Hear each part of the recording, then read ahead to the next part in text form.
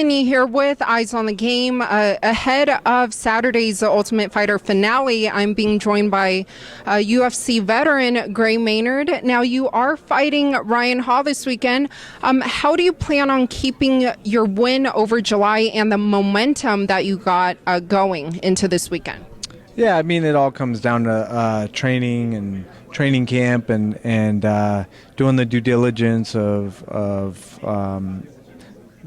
all the stuff he's good at and just preparing for it. So now, in July, that was your first win in nearly 4 years. What changes did you kind of make in your camp or even your diet that ensured that win and this one this weekend? Yeah, I mean, again, the 4 years was literally me moving around, AKA Power MMA, then back here. So it was a lot of experimenting with stuff and trying out kind of new training camps and you know, obviously it didn't pay off, but you learn off it and you put together the best camp that you know how to. And that's basically how it's been is, you know, I've taken control. I've taken all the stuff I've learned off the great coaches and the great camps and kind of took control. And I got some good coaches who we collaborate every day. And you know, we put together a, you know, unbelievable camp, and it's getting better. You know, last one was awesome. This one was even better, and you know, I plan on riding it till the wheels fall off. And here in Las Vegas, right? Oh yeah, a hometown. Now, who in particular that's new did you bring into this camp? From the last camp, no coach is really new. It was Jimmy Gifford and Eric. He's a coach over at Extreme Couture.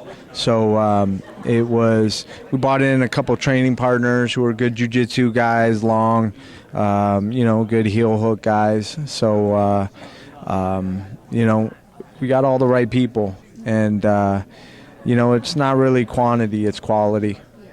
Definitely. And how much longer do you see yourself fighting in the UFC and in general? Yeah, for me, it's just every day I get up and I'm pumped to train, and I'm happy to have these opponents, and my body's still good. You know, this is a dream job, you know, and you got to push it as long as you can, because if you hang it up too early, down the road you start regretting stuff. And you know, like, my body feels better than I was when I was 30. You know, so it's just about how you change the process of training and adapt it to you at the time. So what do you credit for your longevity in this sport?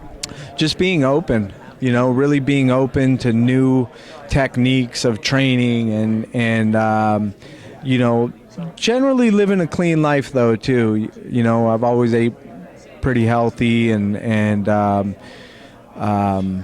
you know, so it's just being open and trying new stuff. And a lot of times you'll try new stuff and it might come out a loss, or it might come out, but you can still take some really good parts off that and adapt it to the future camps and to current camps. So it really is being open and trying out new stuff. I was in Brazil training. I was in you know, AKA Power MMA, Extreme Couture. You know, I was, you know, always am trying to learn and grow. Well, with you saying that you do see the remainder of your career being here in Las Vegas, your hometown, and with Extreme Couture, what was it about them that made you say, you know what, this is my home and I found my team? Well, that's where I started. You know, we literally got the gym going.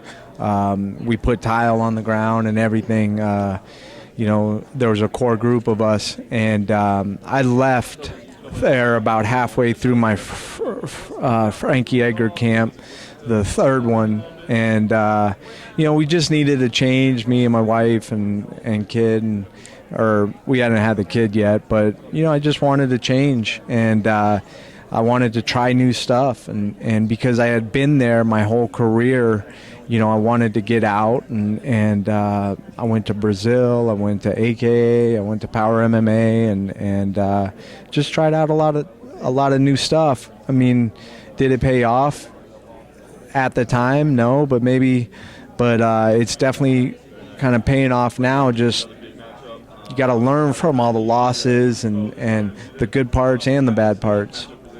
So do you still think that maybe even your best years are yet to come? That's how I feel. I really do. Again, I was able to train with a ton of different guys, and you're not really keeping score, but you understand, how good you are when you're going up against, the top guys all the time, and just kind of new guys, and you're always like having that test. So, yeah.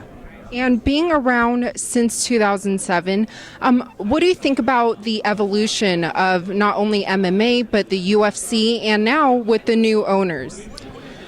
Yeah, I mean, it was bound to happen, just progress. The sport is too good to keep a secret and to kind of hold on to it, I guess. It's going to get out there, and it got to the world, and it's definitely a sport of the world because, everybody understands it. It's not soccer, it's not football, it's a sport that, has been around since the beginning of time, so it applies everywhere.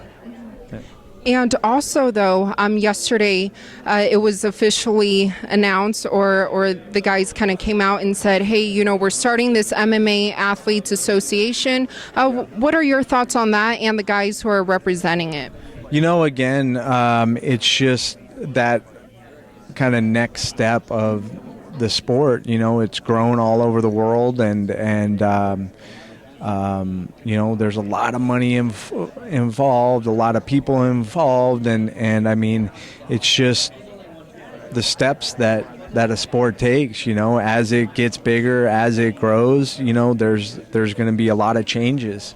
We got new owners, huge company, so they're going to do a great job on the sport, and a lot of the older guys and the current guys, they're trying to create a little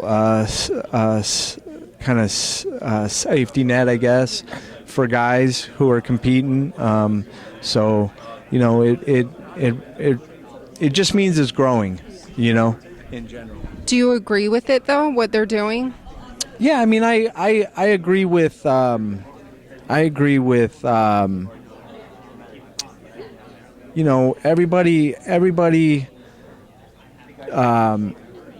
in this sport is obviously doing it because they appreciate the sport, the training, the competition, and it's a passion, and